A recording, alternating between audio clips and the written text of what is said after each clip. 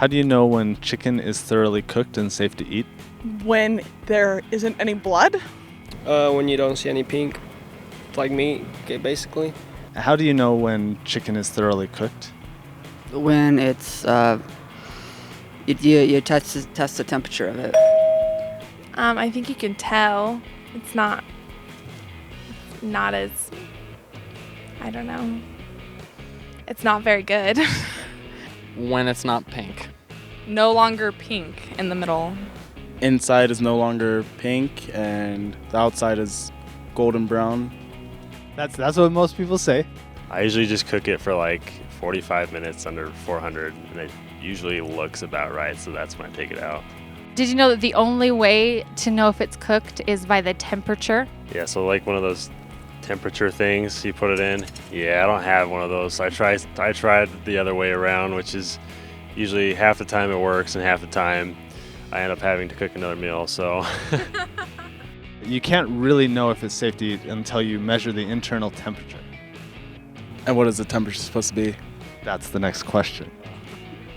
What internal temperature should chicken be at? That I couldn't tell you. I wish I could. I have no idea. 165 degrees, I believe. Good job. There you go. Fahrenheit, Celsius, Fahrenheit.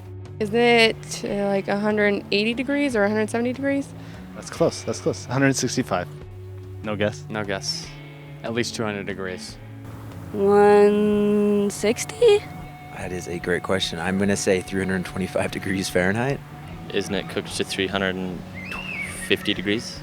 350 degrees. It's 165 degrees for 15 seconds. All right, that would have burned it a little bit. Yeah, a little bit.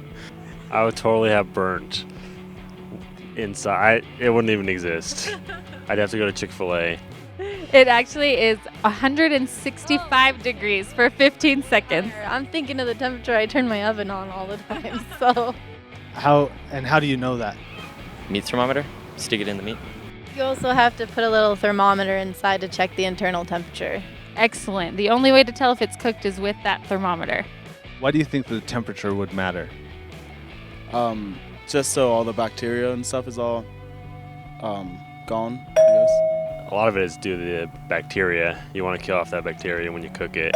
It's what kills the germs. Perfect. At 165 degrees is when the bacteria is killed, so good job.